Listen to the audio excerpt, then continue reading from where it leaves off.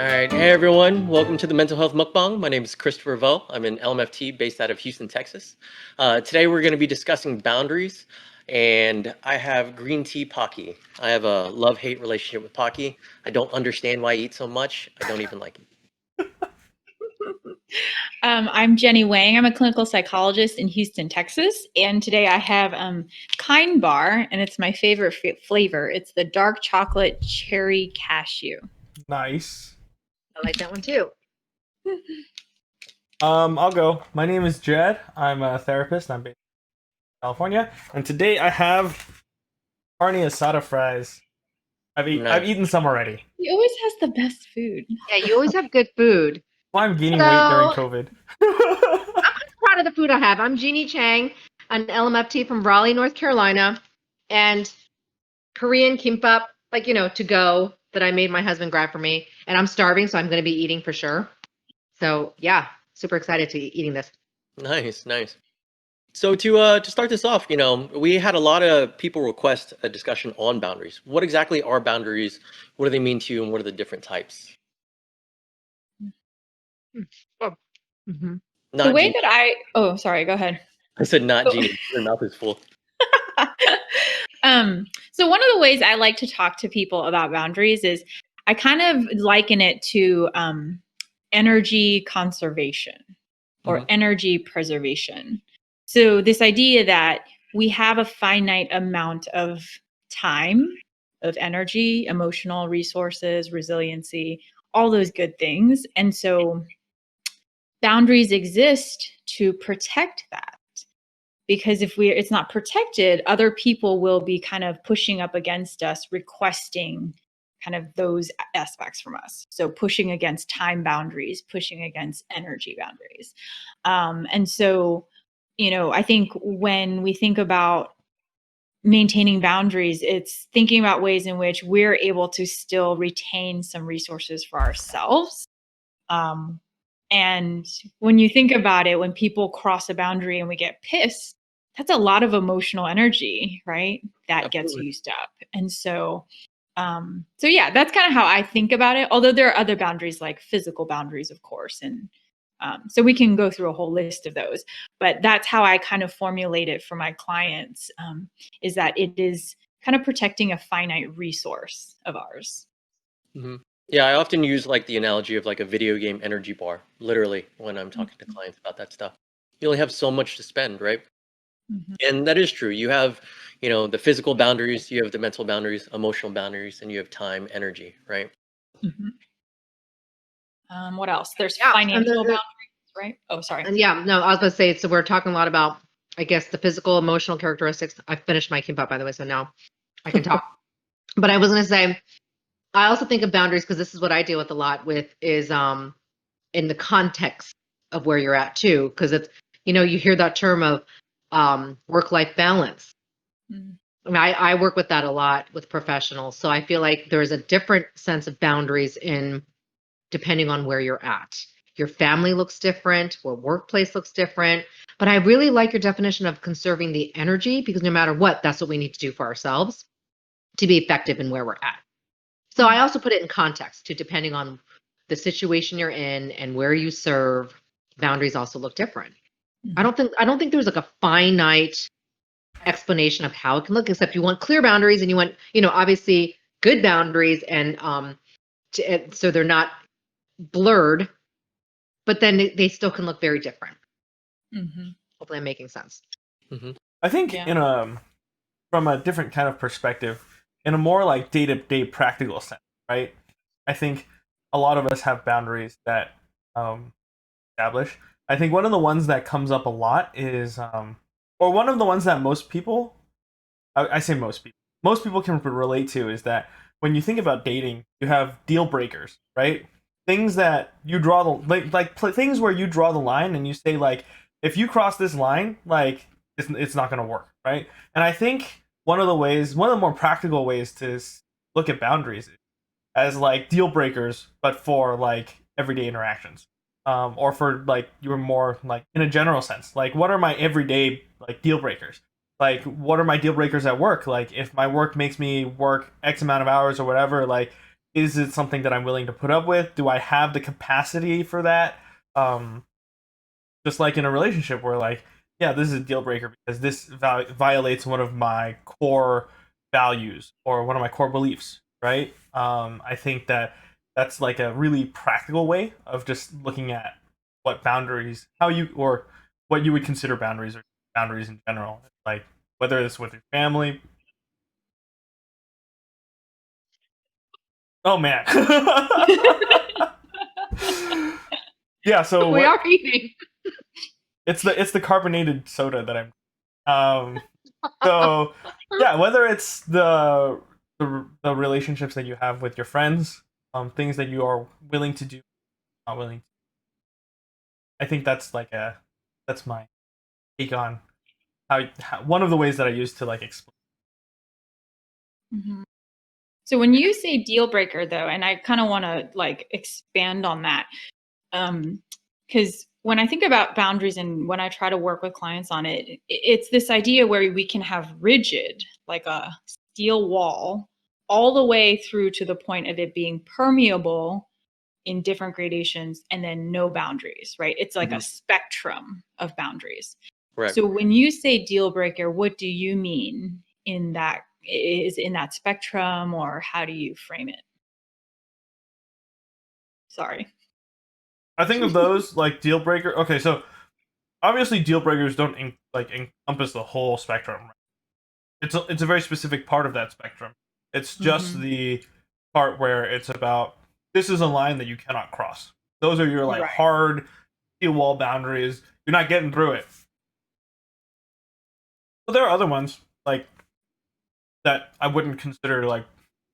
I think I use the deal breaker one just to make the illustration, but in reality and practice, most of your boundaries are going to be permeable depending on. Like for me, I think healthy boundaries are always at least a little flexible, to where you can work with Sure. it depending on the situation. And so, Right. Yeah. But in our field, we see people with all different types of boundaries, right? Some people are too rigid, some are too permeable, right? And, to kind of tie this in, how do you think our culture affects our boundary setting? Because I don't think I really realized my own boundaries until probably my mid-20s, I would say. Mm-hmm. Oh. Well, I kind of chuckled when you said that because there's so much to say just about our culture Yeah, right? and boundaries.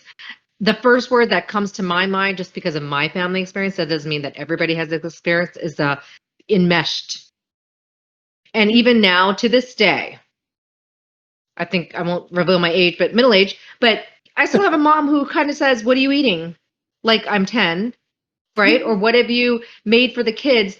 To me, that's overstepping boundaries. And that's actually what I fight the most because I feel, I think it's a trigger in the sense of, oh my gosh, I'm going back to age 10 when it was all about being controlled. And then for her to still call and text me, what's for dinner? Why do you care what I'm eating for? What do you care what I'm making? But yeah, I think enmeshment is the word I get a lot, and it's just they're blurred, but that's our culture. I feel like that's the collectivistic culture too, the group sense. Not all of it's bad, but in some sense, I think that's the first word that came to mind, and I don't mean it to be good when I Yeah. say enmeshed. I talk about it sometimes with my family, and this is just a theory. This is a personal theory. I think that a lot of times because in our culture we have this concept of stoicism and saving face. A lot of times, family will encroach boundaries on purpose in order to show that they care about you. That's where a lot of criticism is love comes from. So, like my sisters, they're very petite, but sometimes my grandparents will just be like, "Oh, you're fat. You're getting fat," and they constantly say this for no reason, right? It wasn't asked for.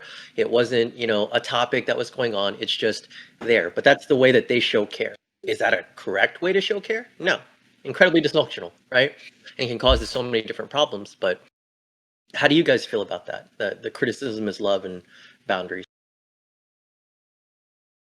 I think You brought that's up a tough point, saving face. Yeah, sorry, because I'm being remembering when my mom would say, you're not as good as at piano at blah blah blah. Now she didn't say mean words, like fat, but she would say like, why can't you get this right? You're so below the average. You're 14 and you're still not getting it. So saving face, I never thought of that, Chris. I don't know if it's a show of care, to be honest. I would say differently, as in saving grace, saving face, saving face to show off that you want to look good. So you're going to stay on top of your kid and say these words that are not, healthy, to ensure that's the case. So I'm not saying it came out that they don't love me. I do know that. But I can't. I do question, why did they say that, or what is their reasoning aside from the saving face? I kind of And look I at thought it it in looked terms of good. like, what is the purpose of our emotions? What drives us to say the things that we do, right? And personally, at least from my experience, what I think is Asians are so harsh because there is a fear that if they let go, then your kids will fail. And that is, if we spend all of our time and all of our life to give our kids a better future and you squander it, that's their greatest fear that they can have, right? For me, it was, my parents withheld money from me when I was young, just in case I would get into drugs. And I'm like 11. That's not happening, right? So it's a confusing concept for a lot of people. I don't think it's functional at all. I don't think it's healthy at all. But that's how I personally viewed my experience with it, at least. And I feel like when people do things, when they say things like, oh, you've gained a few pounds, or like, it's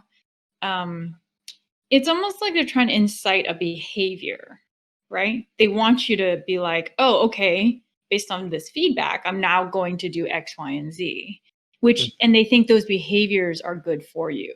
Right. So that's why, right? And so they're thinking like, that's the way in which I can motivate this person.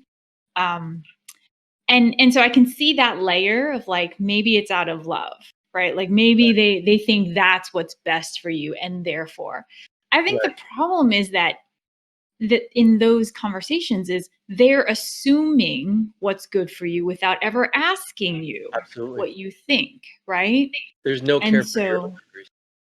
Yeah. So if you struggle with eating disorders, but you've never disclosed to your parents, and this is the messaging you're getting from your parents, think about how damaging that is, right, to your psyche, and you also struggling with this condition. And so I think that it's almost like the boundaries in terms of discussing it are too rigid. But then the boundaries of feedback and like criticism are way too permeable, right? We allow them to tell this to us, and we don't say, hey, you're not allowed to speak to me like this. Right? This is extremely damaging to me. Absolutely. And so it's almost like the wrong boundaries are being set in the wrong places, right? In the context. It's like it's not protecting the right things for us as humans, Well, and our culture, we can't ignore the intergenerational influences. So they learned behavior, right? Previous generations saying that, they're going to say it to you. And you know how sometimes you do something and say something and have no idea. So I understand that you guys are saying that there is love behind it, but sometimes I also think it's just learned behavior that they're used to and they heard that, so they'll say it to you. And they do probably want to see you less fat or playing the piano perfectly, of the saving face value that they uphold. But yes, I see that learned behavior a lot. And I myself will struggle, right, as a parent. Holding back some comments. I want to bring a little bit of, I want to propose or bring up a slightly different perspective.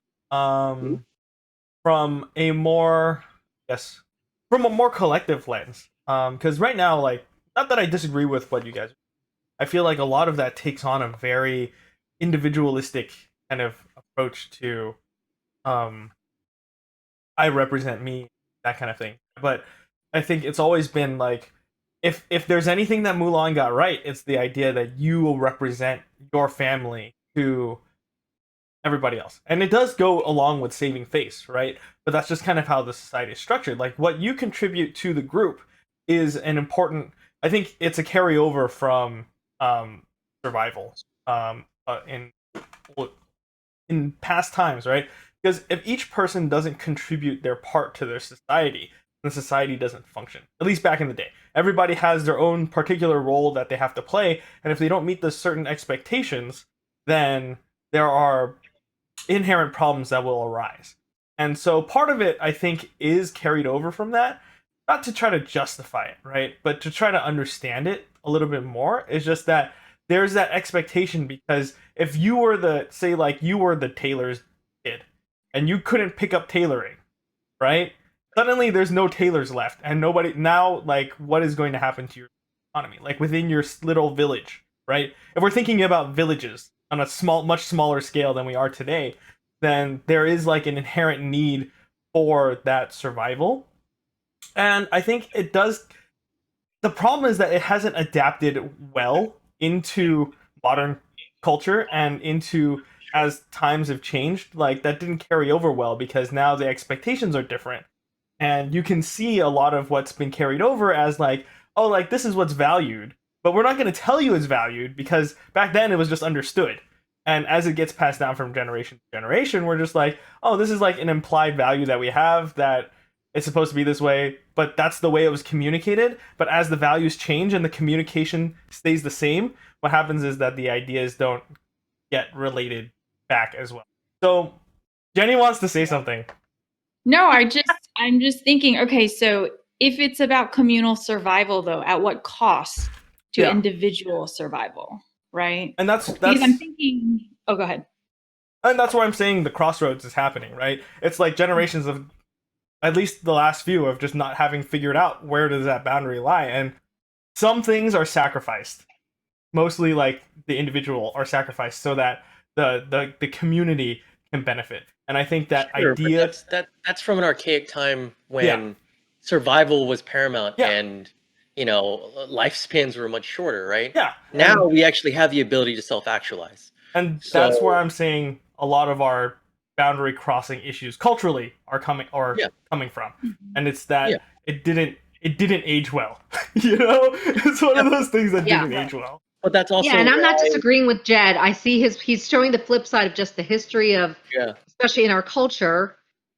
However, I will say, definitely, just understanding, just my understanding of how I work as a family therapist, I do see more success in those who have a strong sense of self within the family, right? The boundaries, and developing into, the term self-differentiation, that there is a term, and I really do see that. And those who do have a stronger sense of self do tend to be more successful, have less, I want to say, emotional or psychological or social struggles. That's also based on research and my experience. So I think you're showing the history, and I do want to acknowledge that's a big part of our culture, but it's also, we also want to, understand that. You what? How do we adapt, I think, is the important question. Yeah, it's about adapting, but also understanding you can have strong sense of self within the family and have that collective, but also your own. And that's actually very important to see. I mean, I'm speaking from a parent, because I want to see that in my kids, Yeah, exactly. Sure. And I mean, I work with families a lot too, and I totally agree. Yeah.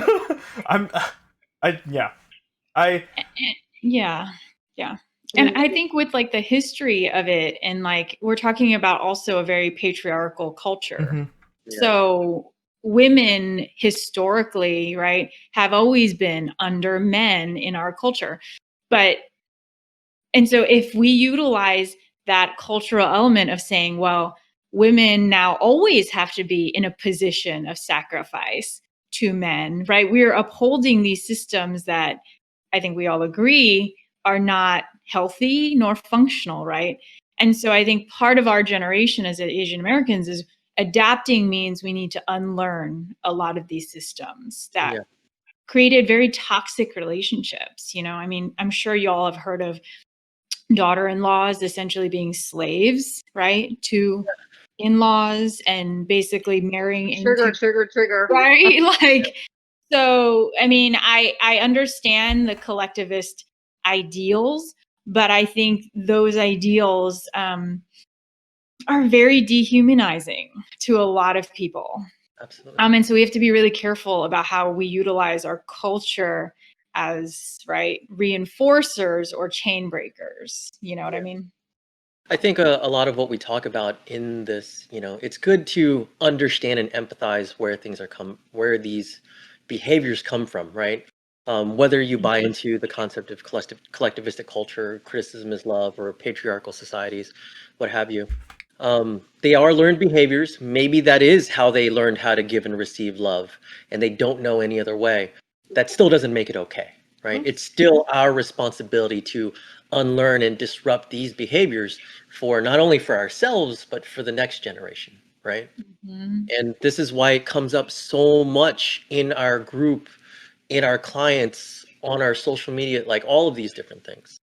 So with that question being, answered, how do you determine what healthy boundaries are within yourselves? How did you determine them in the first place? Like, how did you discover healthy boundaries? I think for me, I had pretty good examples of what good boundaries looks like. At least, my parents more or less allowed. I think one of the things that they kind of, I think when we were kind of growing up, like me and my siblings, I had a very strong individual personality. I think that is an ancestral gift from my great ancestors. But it is something that runs in my family, and I think being that type of person allowed me to kind of push against a lot of the boundaries, and so basically, I think my parents very much interpreted me as a very rebellious teenager. Um, but now kind of after coming out of it and looking back, I think back then they were always like, wait, why can't you be more like so and so? Because like they're like they're like the ideal student. I'm not a very studious person. And so they were like, yeah, why can't you be like so and so and whatever, right? And like why do you have to like kind of like you were so agreeable as a kid, like what happened, you know? But I think part of, as much as like I kind of resented it at the time, they also gave me the space to kind of develop as myself. Partially just because, so the one hand it's like me and my strong personality just kind of like breaking through the door, and them kind of allowing me to kind of have that space. Because I have a lot of other friends who were like, who are kind of like me, but their parents would like try to tighten the grip, and I think that's like in an effort to maintain control, right? But my parents were like, okay, like if you want to choose to be like this, like we'll give you a little bit more space to kind of discover. And I think that part of that comes from their confidence in like, we expect you to not screw up too bad. Like we know that we raised you well enough to like not go way off the deep end, so we're gonna let you have like this space to kind of create for yourself your own identity. I don't think that there's anything that well, there are a few things that they would probably still complain about, but I think now, kind of as I've gotten older and I've talked to them about it, they're like, at that moment, in that time, compared to like my friends and stuff, because they're Asian parents, they talk to other Asian parents, like, yeah, we would compare ourselves, and that's a real struggle that they had as well, right? But I think seeing how like I turned out, they're like, we're okay with this. Like this is I think looking back, no, so in hindsight, comparing now, it's like, yeah, I think we were better off to let you have that space compared to so and so who ended up going this route, and like they're completely unhappy. But they were better than I was back then. So essentially, they kind of trusted you to develop your own boundaries. They gave you the space that you needed to develop and grow. So, And I mean, so that's definitely a good example of how to set healthy boundaries. What about Jeannie and Jenny? Did you guys have healthy boundaries growing up? I would say how I define someone who has healthy boundaries, including myself, is in looking at the quality of the relationships that the person has. And I want to say you can't judge somebody by their boundaries, but how happy they are in their relationships. I guess the degree of non-toxicity is how I judge someone having healthy boundaries. And that's also based on my own experience. When Jed said something, it kind of came to mind. I feel like I should say this, and I really believe it. Despite the way that I felt the enmeshment of boundaries growing up, and the saving face and the control and the patriarchal, all that stuff, everything we just talked about. I am very happy with how I turned out. Because I do feel like I have a good sense of myself. Your identity is constantly unfolding. But I was going to say, for me I want to share that because it means that there's got to be some credit I get to give to my parents somehow, that despite the boundaries that I thought were unhealthy, I feel like I have them. Not all the time. I struggle just like anybody else, and I do say I have the tiger mom complex at times because I again, it's a learned behavior that I got from my parents. But I still want to be saying to myself that I am happy with how I turned out. I think that is part of the upbringing, the nurture, the nature versus nurture that I had from my parents. So somehow I did learn healthy boundaries. So I got to give some credit if I'm making sense, right? So it took me 45 years to say that way. I'm 46. Okay. So 46 years for me to say that. And I've never said that to them, but I felt like saying that here. I thought you didn't want to talk about your age. Yeah, oh yeah. So 36, that just slipped out. But yeah. Do you want me to edit that? Do you want me to edit that out? You don't have to, because I was trying to make a point to the audience that it took me a long time for me to say, I'm happy with myself, but the fact to give some credit to the way that my parents must have shown something, or because I don't think I could just develop that on my own. I think I learned it as I went along, but also the strong sense of self did come from my upbringing somehow. Yeah. What about for you, Jeanie? I feel like something that is important to mention is that for boundaries, they're an evolving process within relationships, right? So when we start as children, when I had my little babies, I mean, I had really strong boundaries. Like I wouldn't let them crawl towards the TV in case it would fall on them, right? I was like the boundaries were really strict. And I believe that as safety grows, right, then boundaries can become more loose. Right now, I let them around the TV and they climb behind the TV and whatever, right? And so I think it's important to think about too that for our parents, especially if they were immigrants, it was unsafe. It felt unsafe being in a new world, right? In a new country where people were racist and mean and could hurt you. And so I think maybe in that point of our lives, when maybe we came and we were younger, they did feel like they needed to tighten that grip in order to protect us, in order to maybe lead us in ways that they thought were good for us, and maybe they weren't sometimes, Right.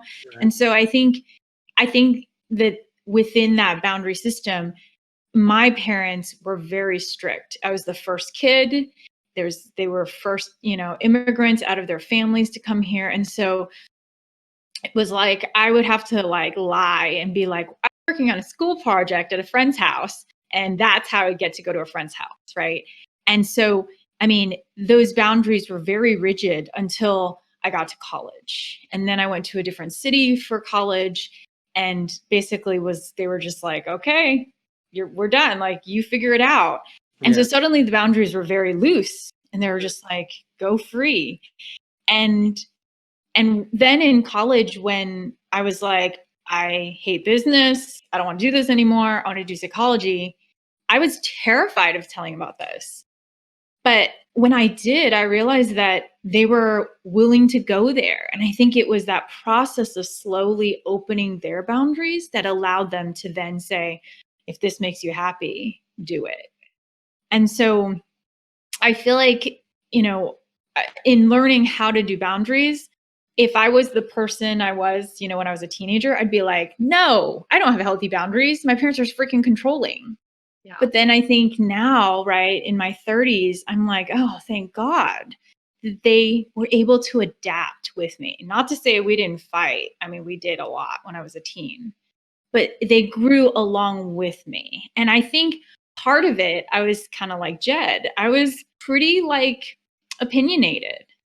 And so the problem is when we feel these infractions and never say anything, then they never know. So all along in college, I was like, I don't like business. But they're like, you're getting straight A's. Keep going. And I'm like, I don't like business. I still don't like business. I'm a junior and I hate business. And I think finally, after hearing it for so long, they were able to be like, oh, she's for real. She doesn't like it. Yeah.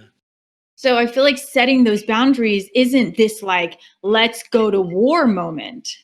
Sometimes it's the incremental points in which you say, I didn't like it when you said that. That hurt me. Can you say that differently? Can you clarify? Because otherwise it becomes these explosive ultimatum moments where it's like, I'm cutting you off from my life. And that's really painful too. And I think Absolutely. it's, as Good point. therapists, that's part of what we want to do, right? As a family therapist, I'm always trying to highlight that as like, hey, like you're communicating all the time, right? But are you listening? And we are trying to communicate ideas, and being mindful of that as parents and as children is always really important. And I realize that we're focusing a lot on family relationships, but that's just because I think that's partially because of our culture, and just that's what we That's have where a we lot get of. it from initially, Yeah. right? A Learning lot of about it's our boundaries culture, and from our it's the families. most common issue that Yeah. we deal with, I feel like. Yeah. But yeah, what about you, Chris? For All right. it's one, I will say that exactly like you said, those blow up moments, right? Oftentimes when I get clients will base their relationships based off of those cataclysmic moments. But I always tell them that those moments don't mean a whole lot. Relationships are built off of hundreds and thousands of minor interactions. It's those hundreds and thousands of times where you did or did not establish your boundary. It's just the straw that broke the camel's back that led to those cataclysmic moments. I will preface this and say that I love and respect my parents and understand where they came from, especially at this point in my life. And I appreciate them for supporting me as much as they did. But we did not have good boundaries at all growing up. My sisters are 10 years apart, and they had much healthier boundaries than I did, but they can still be pretty enmeshed. And my parents can still be kind of enmeshed with myself as well. But I moved out when I was 17, before the end of my senior year of high school, and had to struggle. And because I was always fighting for independence so hard and trying to understand what my boundaries were, I then began to bucket any boundary that I saw, right? That classic teen angst, just angry and hating authority all the time. And it took me a while, and it took me a couple times of getting called out and realizing that I was hurting myself by doing that. So what I would definitely say is you have to first know who you are. We did that talk about identity. Identity comes first. You have to figure out where the hell you are first, what your what it is that you want out of life, who you are as a person, what you're willing to accept and not accept before you can really do boundary work. That doesn't mean that, it's an all or nothing deal, but it's a slow process really figuring all of that out, right? So yeah, as I've gotten older, I definitely understand my boundaries much more, but it was such a hard, arduous process the entire time. Yeah, thanks for sharing that. Yeah. So I feel like, did we answer the question of how would we define boundaries? I think we answered that and a lot more. Step one. Yeah. Okay. I think we answered in a roundabout way, and still remember that we have at least two more parts to this that will help clarify this, right? That's So what I was gonna say. yeah. So next week we'll Yes. be doing negative boundaries, how to identify them, what happens when you're the one with negative boundaries, and then for our third part we'll be doing different types of boundaries, really crystallizing that, what boundaries look like in relationships, families, your workplace, and any other suggestions we get.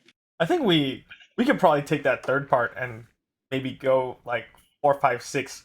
It'd be like family, work, and relationships, and everything else. Part 6. We'll be here through the holidays talking about it. But I guess that would wrap up our first segment on boundaries. Join us next week for the second level of boundaries, what Chris just said. I don't want to repeat that, but hopefully you enjoyed this episode and we gave you our pieces in easily digestible bites. Until One next thing though, week. if you do have, I do want to say, like, we want to continue to build off of the feedback from the community, and so if you're listening and you want to give us some feedback, you can go to our website, asianmhc.org, and get a form on contact us and tell us about what you think about what we've said. Or you can comment on YouTube. Good stuff only. No, I'm kidding. No, we're open to criticism. We want to hear about it, right? Because we want to hear from you. Yeah, because we know that not everybody agrees with what we have to do. And we definitely want to address some of the other points that we might miss. And maybe we'll do like an episode where we just answer questions about things that we've said. You know, I think that might be a cool thing to do.